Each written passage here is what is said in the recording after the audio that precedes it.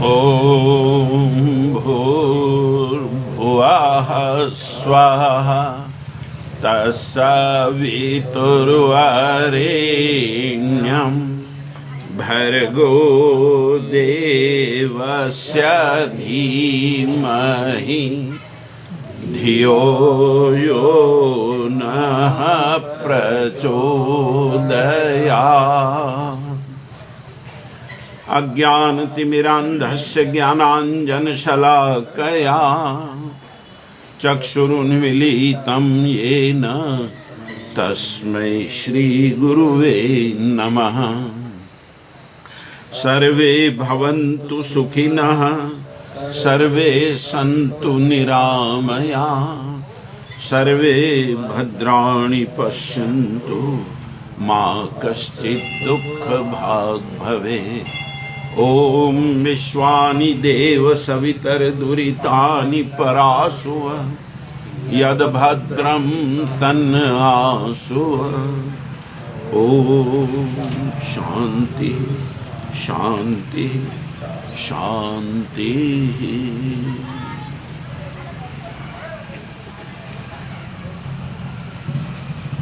कल निराशा इस विषय पर काफ़ी चर्चा हुई। निराशा वह मानवीय दुर्गुण है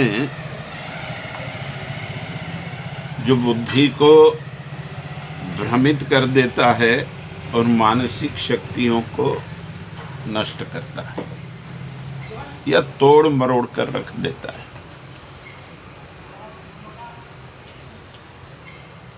अब निराशा से कैसे बचें?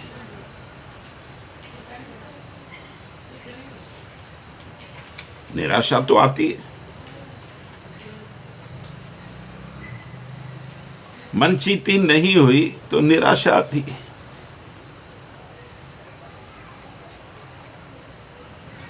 दुख आते हैं तो नैराश्य छाता है,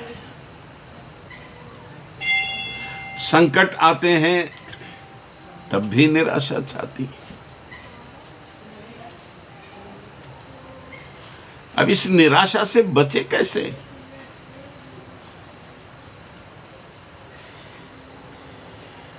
जो इतनी घातक है कि मनुष्य का मानसिक संतुलन बिगाड़ दें, वो निराशा।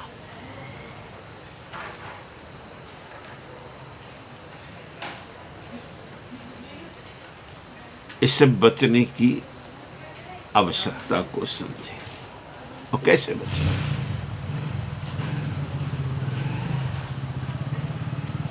माने निराश व्यक्ति के भीतर कई बार आशा का दीप ही बुझ जाता है।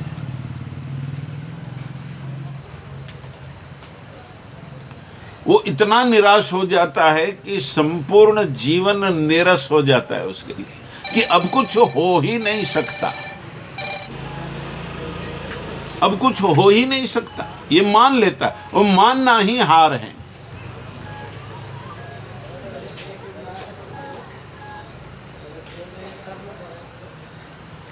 जिसको भी निराशा घेर लेती है और जिसकी आकांक्षाएं समाप्त हो जाती है, गुरुदेव कहते हैं जिसको निराशा घेर लेती है और जिसकी आकांक्षाएं समाप्त हो जाती है, अब भविष्य के लिए उसके पास सोचने के लिए कुछ नहीं बचता है, न करने के लिए कुछ बचता है। उसने मान लिया, अब कोई इच्छा शक्ति उभरती ही नहीं। आकांक्षा ना हो तो जीवन में अंधेरा है। आकांक्षा हो और ज्ञान ना हो तब भी जीवन में अंधेरा है। आकांक्षा भी है, ज्ञान भी है, और कर्म ना हो तब भी अंधेरा है। चलिए, आकांक्षा भी है, ज्ञान भी है और कम भी है, पर समर्पण नहीं है, तब भी जीवन में अंधेरा है।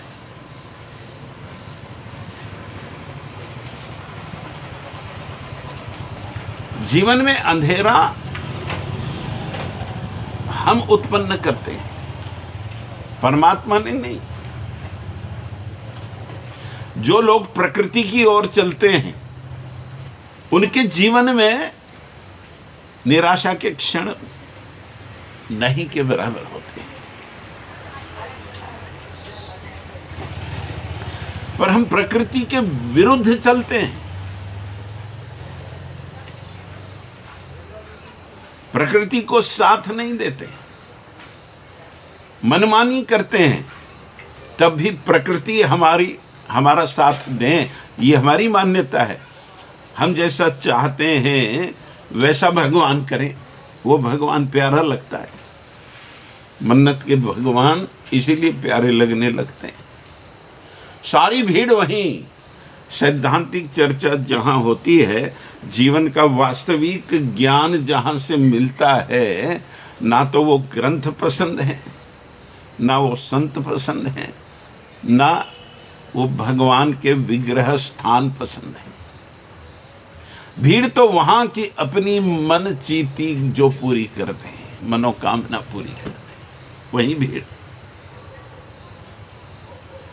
मनुष्य प्रकृति के विरुद्ध जाकर के भगवान से ये आशा करता है कि उसकी इच्छा से भगवान देने लग जाए। वीरेश्वर उपाध्याय जी ने अपने एक संबोधन में कहा था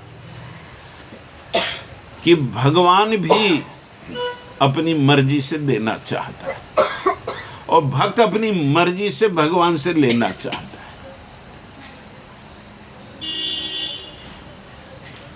हो गई टकरार। अब भगवान से लेने का एक सुगम तरीका है कि भगवान की मर्जी को अपनी मर्जी बना लो, तो तुम्हारी मर्जी से भगवान देने लग जाता है। पर भगवान की मर्जी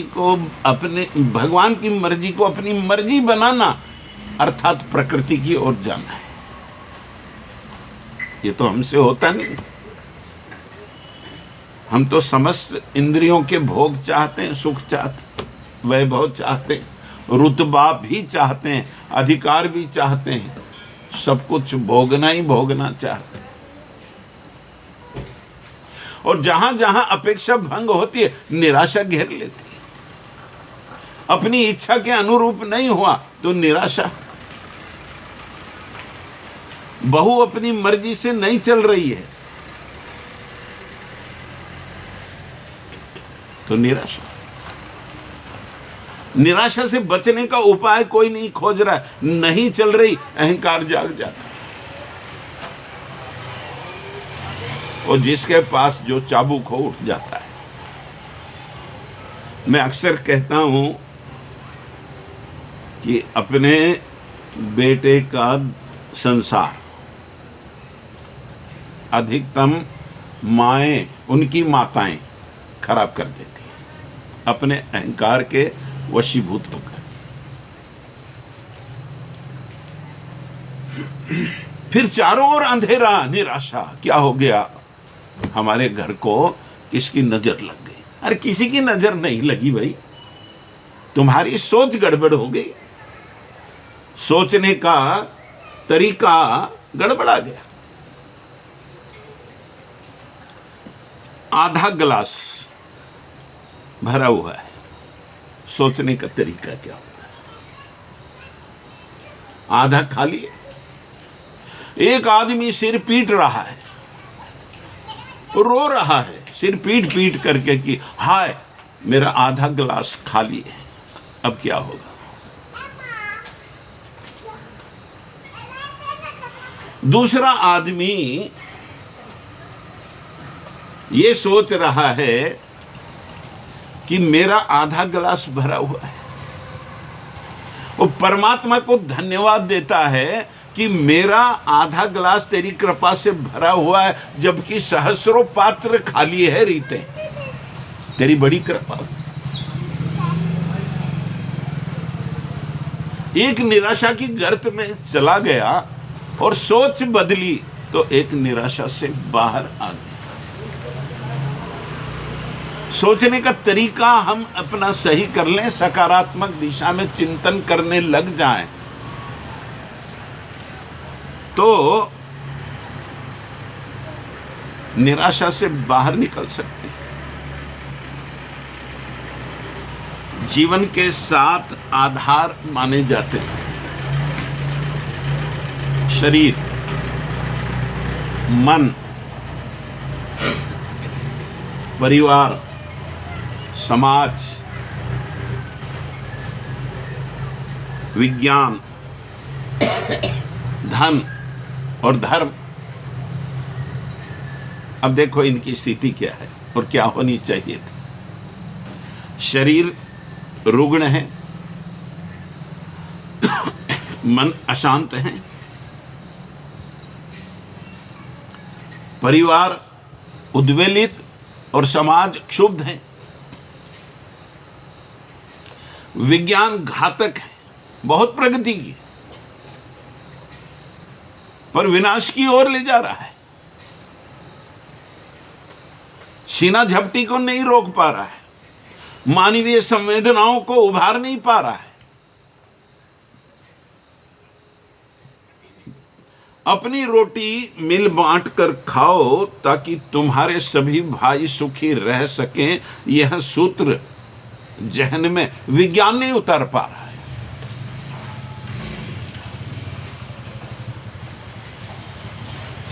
और धन अपर्याप्त है, कितना भी मिल जाए प्यास बुझती ही नहीं, मन तृप्त तो होता ही नहीं। और धर्म जंजाल बना हुआ है, कैसी विडंबना।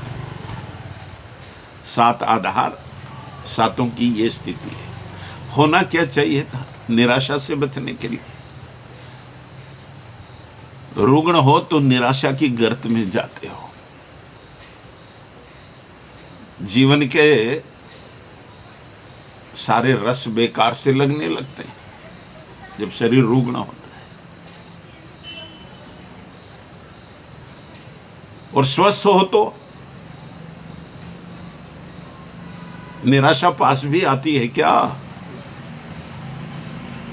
किसी का मन शांत हो तो निराशा उसके पास आएगी क्या? तो निराशा से बचने के लिए मन को शांत कैसे करें, इस पर तो विचार करें, इस पर सोचें। नहीं सोच पाता।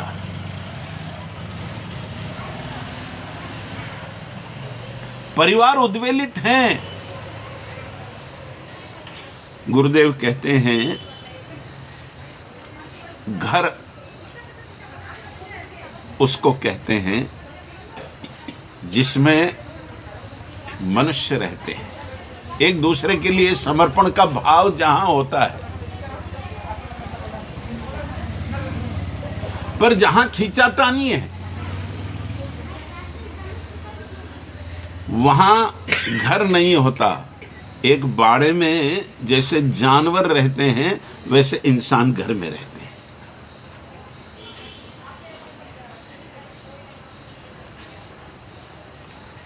देखिए चारों ओर निराशा, एक दूसरे को कोई पसंद नहीं कर रहा है, रह तो रहे। और सब लोग यदि मिलकर रहें, एक दूसरे के लिए जिएं, अरे किसी के पास निराशा कैसे आ सकती है? निराशा से बचने के लिए परिवार बसाने पड़ेंगे फिर से। परिवार का अर्थ समझना पड़ेगा। परिवार के लिए जीना पड़ेगा। मैं मेरे लिए जी रहा हूं, गड़बड़ यहां है।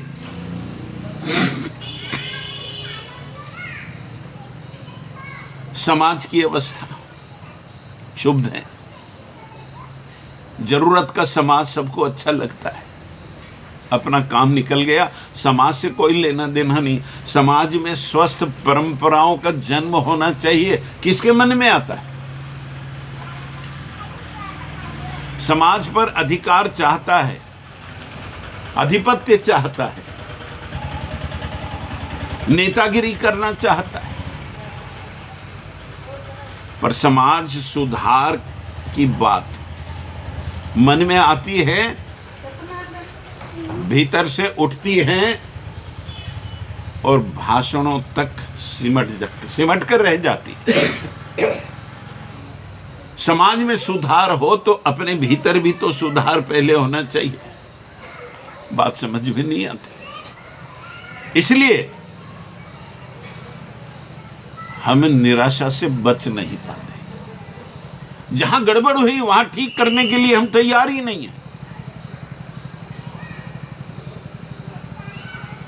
निराशा से बचना चाहते हैं तो वहां आपको ठीक करना पड़ेगा जहां गड़बड़ हो गई। बुद्धिमान हो, निर्णय ले सकते हो, विचार कर सकते हो, अपनी गलतियों को ढूंढ सकते हो, आत्मनिरीक्षण कर सकते हो और आत्म सुधार की दिशा में कदम भी बढ़ा सकते हो, तो निराशा से भी बच सकते हो।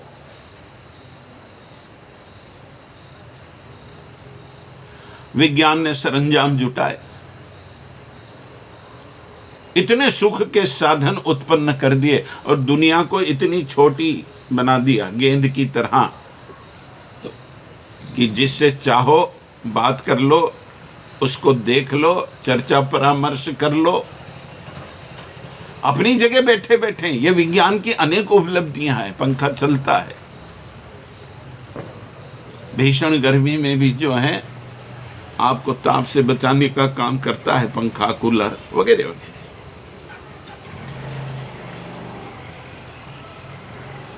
पर मनुष्य से दूर क्यों जा रहा है, इस पर कहां विचार हो रहा है।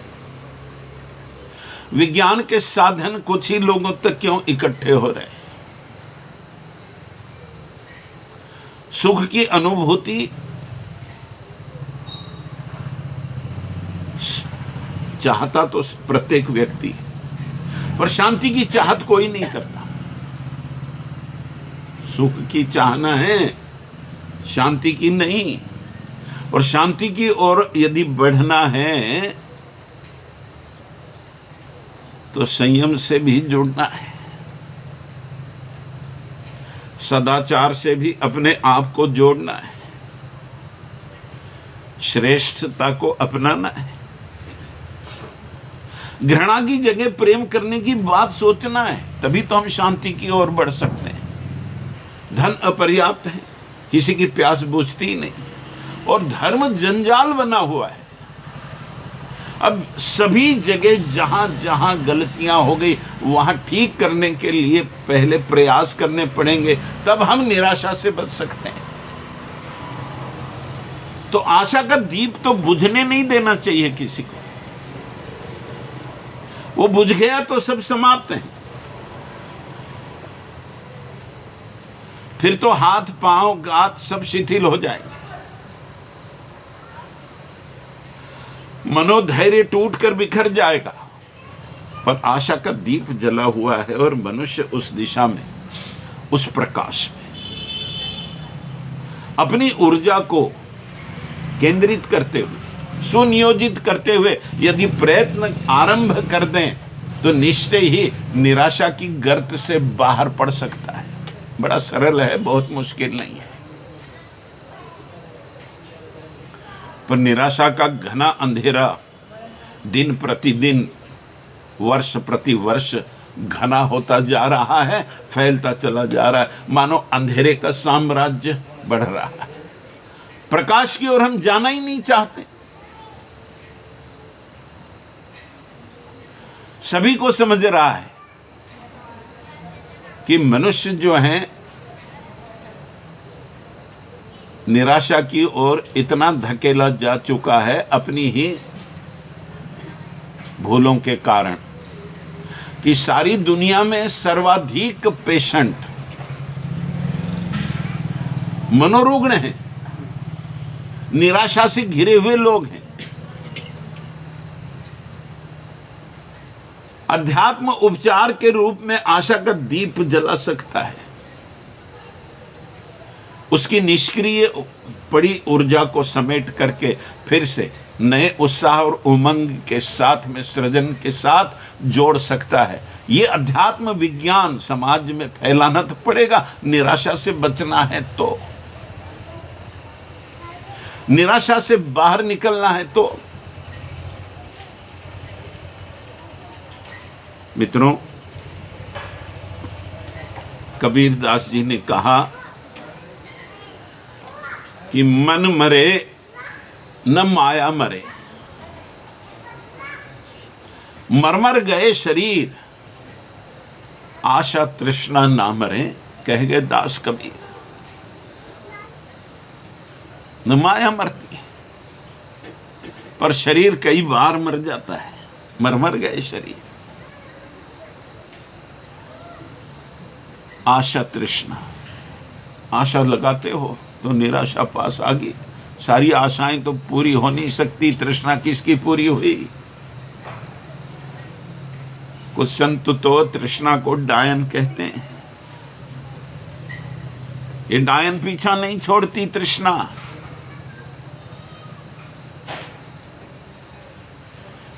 इसे बाहर निकलने का प्रयास करना पड़ेगा। यही है निराशा से बाहर निकलने का उपाय।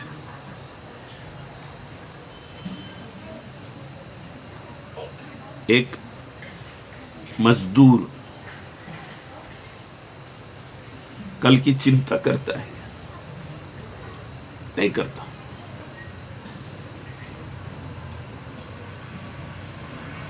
और एक सेठ 10 पीढ़ी का होते हुए 11वीं पीढ़ी की चिंता कर निराशा की गर्त में चला जाता है। उससे तो वो मजदूर अच्छा जो कल की चिंता नहीं करता, अपने परिश्रम पर विश्वास करता है। जिसने चोंच दी वो चुगा भी देगा, उसका विश्वास है। वो संग्रह की बात नहीं सोचता। जो भी लोग संग्रह में फंसे हुए हैं, केवल इकट्ठा करने,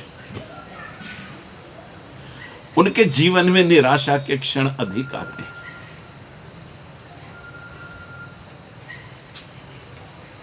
निराशा से बाहर यदि निकलना हो तो तुम्हें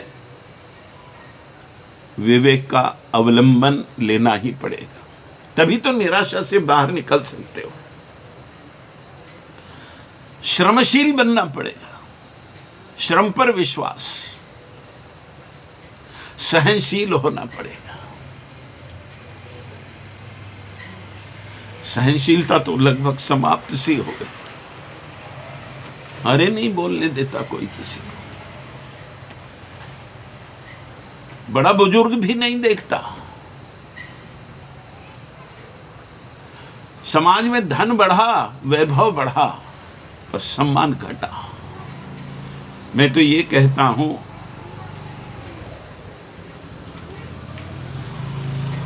कभी धनवानों की जो लखपति होते थे उनकी कोई इज्जत करता था छोटा आदमी। आज करोड़पति की भी कोई इज्जत करने को तैयार नहीं है। ये इज्जत क्यों घट गई? ये मान मर्तबा क्यों घट गया? तुम्हें प्यार देना नहीं आया, इसलिए घट गया। अहंकार जो तुम्हारे पास है वो उसके पास भी है।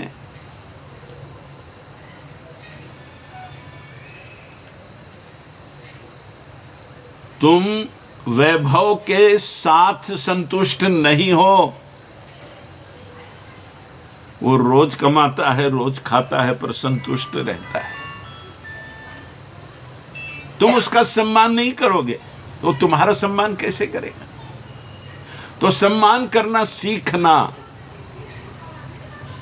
निराशा की गर्त से बाहर आना है, निराशा से बचना है।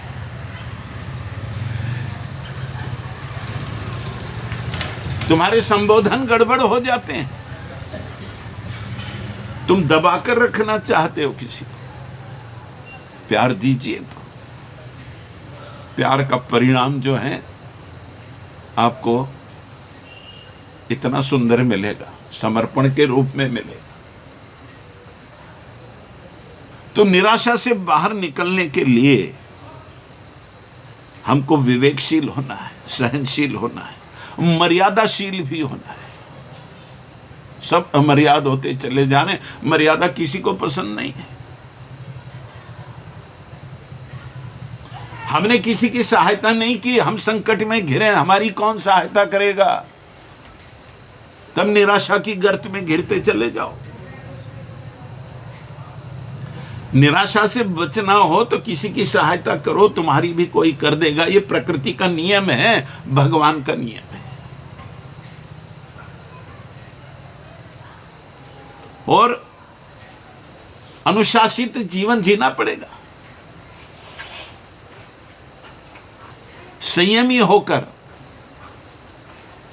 समय की पाबंदी का ध्यान रखना पड़ेगा।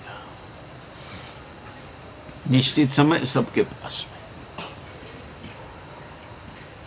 भगवान का दिया हुआ जीवन और मृत्यु के बीच एक निश्चित समय है। समय का संयम जिसको आ गया, जिसने समय का सदुपयोग कर लिया, वो निराश नहीं हो सकता। और जिसने अस्त व्यस्त समय को गंवाया, उपेक्षा की समय की, ऐसे प्रत्येक व्यक्ति को निराशा से ही घिरना पड़ता है। तो निराशा से बचने के लिए समय का संयम भी आवश्यक है। और क्या करना चाहिए निराशा से बाहर निकलने के लिए? मित आहारी, मितभाषी और मितव्ययी होना चाहिए। तब निराशा पास नहीं आएगी। और आगे चलते हैं। एक बड़ी सुंदर बात गुरुदेव ने कही कि बेटा, सम्मान देने से मिलता है, सम्मान बांटने से बढ़ता है, और सम्मान लेने से घटता है। क्या बात है, समझ। निराशा से बाहर निकलना चाहते हो तो सम्मान देना सीखना पड़ेगा। जिनको कछु न चाहिए वे शाहन के शाह, चाह मिटी चिंता गई मनवा बेपरवाह, और जिनको कछु न चाहिए वे शाहन के शाह। सुखी आदमी का कुर्ता एक कहानी थी, बड़ी सुंदर कहानी थी। राजा रुग्ण हो जाता है। अब मानसिक रुग्णता, निराशा से घिर जाता है।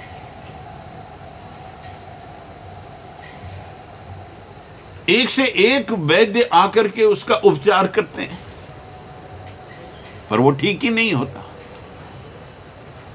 वो तो निराशा की गर्त में चला गया। उसने मान लिया कि मैं ठीक नहीं हो सकता। उसका मानस छिन्न छिन्न हो चुका है, अस्त व्यस्त हो चुका है, लुंज पुंज हो चुका है। किसी भी वैद्य का कोई उपचार कारगर साबित नहीं हो रहा है। अन्य देशों से भी वैद्य बुलाए गए, बात बनी नहीं। अपने ही राज्य के एक वैद्य ने उसके मानस में छुपी इस रुग्णता को पकड़ा।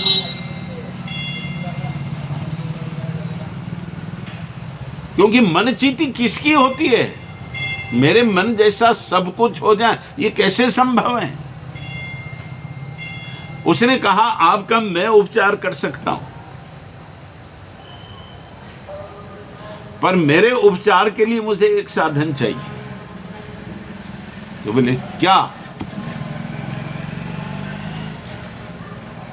तुम्हारे राज्य के किसी सुखी आदमी का कुर्ता मुझे लाकर दीजिए। राज्य के किसी भी व्यक्ति का, सुखी आदमी का कुर्ता, उसको पहनते ही जो है आपकी सारी बीमारी छूमंतर हो जाएगी। सारे राज्य में सैनिक खोज रहे हैं, जिसको भी पूछ रहे हैं वो कोई ना कोई दुख बता रहा है, कोई सुखी आदमी मिल ही नहीं रहा।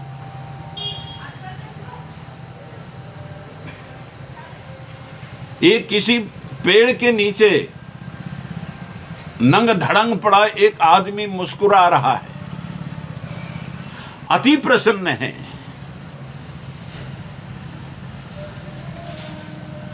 सैनिकों ने पूछा कि भाई तू सुखी है? तो उसने कहा हाँ मैं सुखी हूं, बहुत सुखी। उठा लिया उसको, राजा के सामने खड़ा कर दिया, ये सुखी आदमी। राजा ने पूछा तू सुखी है? वैद्य ने पूछा तू सुखी है? उसने कहा हाँ बहुत सुखी हूं। राजा बीमार है, इसको तेरा कुर्ता चाहिए, ला कुर्ता दे दे। उसने कहा कि कुर्ता नहीं है इसीलिए तो मैं सुखी हूं, कुर्ता होता तो मैं भी दुखी होता।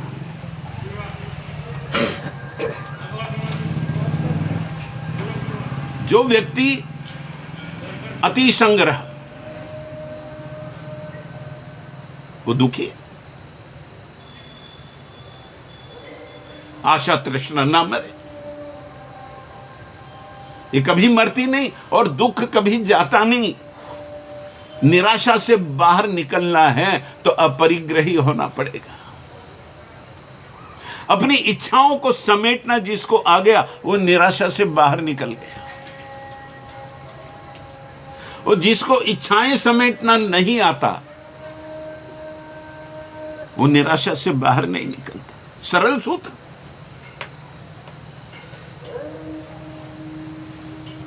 इस देश का ब्राह्मण अपरिग्रही होता था तो प्रसन्न होता था।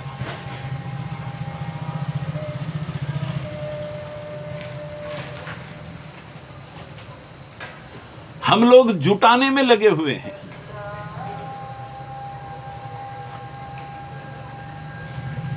और रीते हैं खाली। जो लोग लुटाने में लगे हुए हैं वो भरे हुए हैं सुख से, शांति से, समाधान से, तृप्ति से। तो सुख, शांति, समाधान और तृप्ति की ओर जाना है तो लुटाना सीखना पड़ेगा। अच्छे कामों में अपना समय लगाना सीखना पड़ेगा। अच्छे विचार करना सीखना पड़ेगा। अच्छे काम करना सीखना पड़ेगा। किसी और को सुख देने की बात सोचनी पड़ेगी। किसी का भला करने के लिए आगे बढ़ना पड़ेगा, तभी जाकर के हम निराशा की गर्त से बच सकते हैं, निराशा से बच सकते हैं। अपने हाथ में है। ओम शांति शांति शांति।